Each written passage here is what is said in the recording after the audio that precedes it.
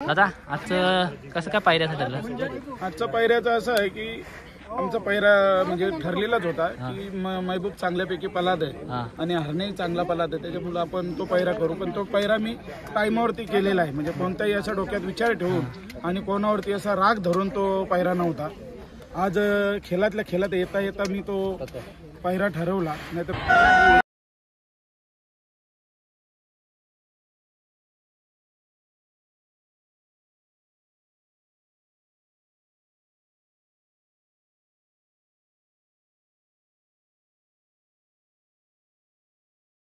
आज आपण आलो उसाटणे मैदानामध्ये आणि हरण्या देखील शर्यत आहे, हरण्याची आणि महबूबची.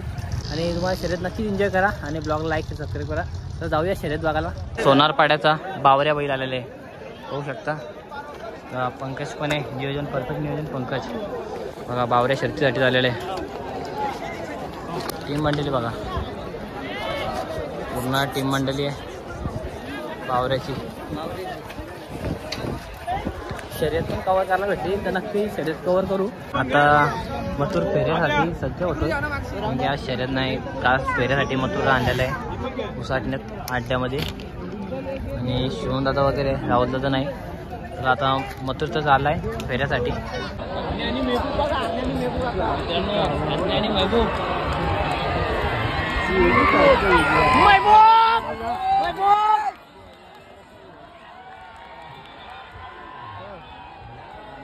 मित्रांनो हरण्या आणि महबूब आणि हरण्या विजय झालेले आहे. तर चला थोडक्यात संवाद साधूया नक्की.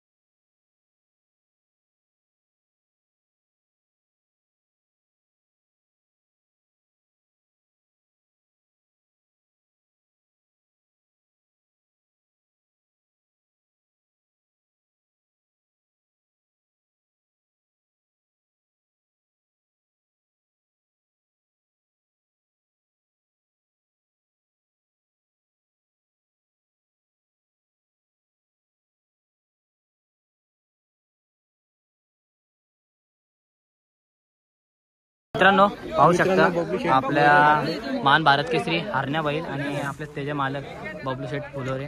दादा आजचं कसं काय पायऱ्याचं ठरलं? आजचा पायऱ्याचं असं आहे की आमचा पायरा म्हणजे ठरलेलाच होता की महबूब चांगल्यापैकी पलाद आहे आणि हरणे चांगला पलाद आहे, त्याच्यामुळे आपण तो पायरा करू. पण तो पायरा मी टाइमावरती केलेला आहे, म्हणजे कोणताही असा डोक्यात विचार ठेवून आणि कोणावरती असा राग धरून तो पायरा नव्हता.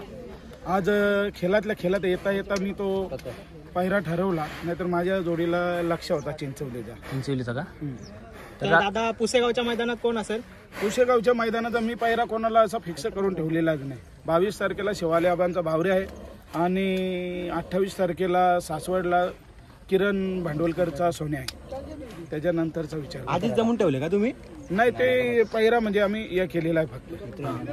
आणि दादा आपल्याला महबूब आणि हरण्याला पुन्हा एकदा कधी पाहायला भेटेल असं? हो 100% दिसेल, कारण चांगली गाडी पळाली तर मग मी तरी दुसऱ्या बैलाचा कोणता विचार कशाला करू. पण माझ्या हरण्याच्या पळण्यावरती दुसरी बैल जे अवलंबून आहेत तर त्यांच्याशी पायरा 100% राहील. म्हणजे त्याच्यात चिंचवलीचा लक्ष चांगल्यापैकी सुंदर गाडी पळाते, मग मी त्यांना तरी कशाला नाराज करू. त्याच्यामुळे मी त्या गाडीशी पळवण्याचा कधीही विचार केला. दादा आपले आता नवीन पिढी खूप सारे बैल घेत चाललेत, तर त्यांच्यासाठी काय सांगताल आपण? नाही, त्यांच्यासाठी चांगलाच खेळ आहे. फक्त खेळ हा प्रेमाने आणि हार जितेचा खेळ आहे. त्याच्यामुळे कधी हार झाली तर ती पचवता पण आली पाहिजे आणि जीत झाली तर एवढा पण आनंद उघडा नागडा होऊन नको की जेणेकरून दुसऱ्या माणसाला त्रास होईल आणि तो कुठेशी तरी एक भांडणाला तो स्वरूप भेटेल. असं न करताना चांगल्यापैकी खेळा, चांगल्यापैकी बैल घ्या, काही अडचण येणार नाही. स्पीड वाढलाय का? पहिल्याचा स्पीड आहेच, समजा तो काय वाढतच आहे आणि पहिल्यापासून तो पलतच आहे. त्याच्यामुळं मी असं पण बोलू शकत नाही की आता हरणे जास्त पळायला लागला. हरणे हा निव्वळ माझ्या खाण्यात, माझ्या देखभालीत मी त्याचा चांगल्यापैकी संगोपन करतो म्हणून तो पळातो. आणि नक्कीच दादा एक प्रश्न होता की आता येणं मागच्या कालामध्ये बरीच भारी अशी बैल गेली, तर म्हणजे काय एक काळजी घेतली पाहिजे बैल मालकांनी वगैरे अशी काय? बैल मालकांनी बघा, बैलावरती काही नाराजी असेल तर त्याची आपण बघितलं पाहिजे का आज नाराज काय दिसतं, त्याला ताप आहे का, त्याला कोणता अजून काही आजार आहे का, हे काही केलं पाहिजे. डॉक्टरची 15-20 दिवसांनी निदान डॉक्टर येऊन फिटनेस तरी चेक करून गेला पाहिजे का काही. आपल्याला तसं समजणार नाही कारण हा मुखा प्राणी आहे, त्याच्यामुळे तो सांगणार नाही की मला ताप येतं, माझे पाय दुखतात. पण डॉक्टर आला तर डॉक्टर थोडीशी नाराजी आणि त्याचं काही बघून, त्याच्यात टेम्परेचर बघून त्याच्यावरती इलाज करू शकतो. मग त्याच्यामुळे तो फिटनेसमध्ये राहिला तर बैल 100% पळणार राहील. तर दादा हरणे आणि मथुर कधी एकत्र पळतील का? हरण्यानं मथुर आम्हाला असं लय मोठी जिद्द ठेवून ती पळवायला लागतील कारण दोन्ही एकच खांद्याचे आहेत. त्याच्यामुळे आम्हाला ती रिस्क पण उचलावा लागेल.